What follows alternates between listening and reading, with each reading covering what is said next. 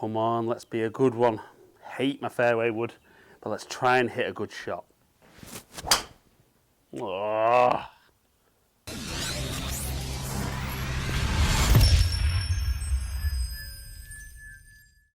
Right then guys, we've all been there, haven't we? We've hit that perfect tee shot. It's maybe that long par 4 that we don't always get to, or maybe the holy grail of getting on a par 5 in 2. We've got the fairway wood out, and it's a cold top. It's 50 yards, the strike's poor. We're going to stop you topping your fairway woods ever again with some simple tips to get you hitting the ball better than ever. So if you're first time down here watching this video, welcome down to Ali Taylor Golf. If you enjoyed the video today, please consider subscribing, click the button, ring the notification bell. That way you'll get my videos as soon as they drop. But for now, let's never ever top a fairway wood again.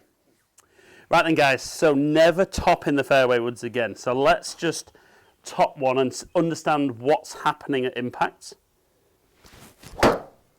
There it is, straight along the floor.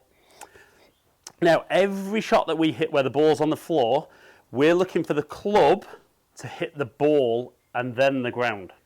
So what we're looking to do is we're looking to create the low point of our golf swing after the golf ball.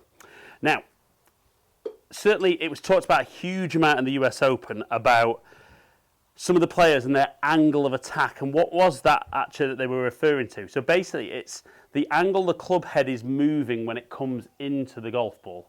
And majority of the time, the guys who top the ball, their golf club is actually travelling up by the time it hits the golf ball. So in order to change that angle of attack, the most simple way of doing it is to change where the low point of your golf swing is. So if the low point of your golf swing was behind the golf ball, the club would then be travelling up. Whereas if we can move the low point after the golf ball, it means the club will be travelling down, collecting ball, and then ground. Sounds very easy, and certainly a lot of you guys watching probably top fairway woods, hence why you're watching this video. And when you do it on the golf course, friends will try and help out, and maybe because they slightly misunderstand what is actually happening. So a lot of guys will say, you've hit the top of the golf ball, you need to hit down more. Now my challenge with that is if the low point of your swing is behind the ball, and you've missed the ball, I mean, if I pull up the data from that last top shot there, we can see that the bottom of my arc was a long way behind the golf ball, therefore the angle of attack was up, causing me to strike the top of the ball.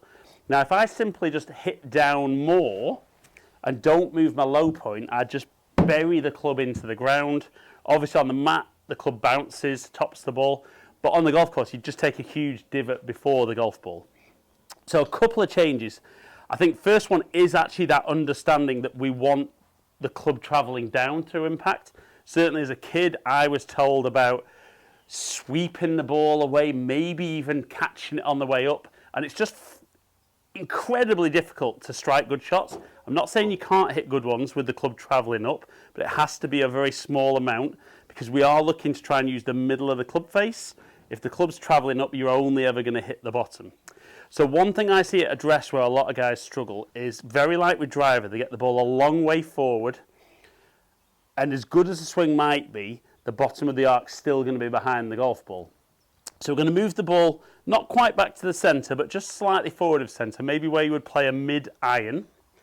So straight away there, my hands are now sitting a little bit more in front of the golf ball, which again possibly will help with that descending blow and controlling the low point. But also how you start your downswing.